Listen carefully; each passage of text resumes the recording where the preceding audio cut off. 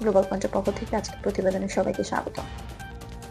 পরমাণু ইস্যুতে যুক্তরাষ্ট্রের সঙ্গে আলোচনার শুরুর আগের দিন হরমুজ প্রণালীতে নিজেদের সামরিক সক্ষমতা প্রদর্শন করল ইরান। আইআরজিসি মহড়ার অংশ নেয় অত্যাধুনিক নৌযান, ক্ষেপণাস্ত্র, ড্রোন এবং উন্নত প্রযুক্তির বিভিন্ন সামরিক যন্ত্রপাতি। তেহরানের নৌ ইউনিটগুলো মূলত নিজেদের প্রস্তুতি যাচাই এবং জলপথ নিরাপত্তা নিশ্চিত করার জন্য মহড়ায় অংশ নিয়েছে। মহড়াটির তদারকি করেছেন বিপ্লবী গার্ড বাহিনীর চিফ কমান্ডার জেনারেল মোহাম্মদ বাকপর। বিশ্বস্ত সূত্র অনুসারে ইরান এই মহড়াকে প্রতিরক্ষা এবং নজরদারি কেন্দ্রিক বলে ঘোষণা করেছে। মহড়ার সময় কোনো আক্রমণাত্মক কার্যক্রমের লক্ষ্য নেই, বরং এটি তাদের সামরিক ইউনিটগুলোর দক্ষতা যাচাই এবং হরমুজ প্রণালীতে নিরাপত্তা নিশ্চিত করার উদ্দেশ্য।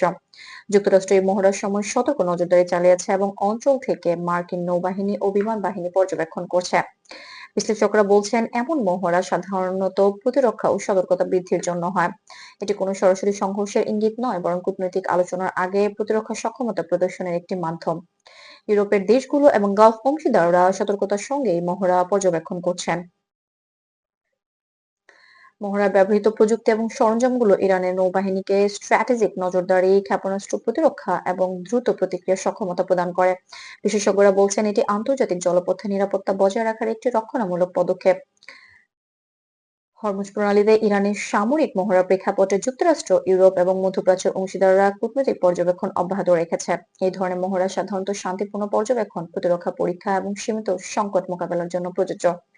দর্শকদের জন্য মূল বার্তা হলো, ইরানের সামরিক মহড়া সতর্কতা ও নিরাপত্তা বৃদ্ধির জন্য, সরাসরি কোনো সংঘর্ষ বা আক্রমণের লক্ষ্যে নয়।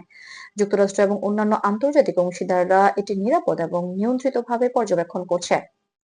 গ্লোবাল পয়েন্ট আপনাকে জানাচ্ছে, ভেরিফাইড সংবাদ এবং অফিসিয়াল বিবৃতির ভিত্তিতে তথ্য সরবরাহ করা হচ্ছে। সবসময় তথ্যভিত্তিক থাকুন, সচেতন থাকুন এবং নিশ্চিত হন যে নিরাপত্তা এবং স্থিতিশীলতা বজায় থাকছে।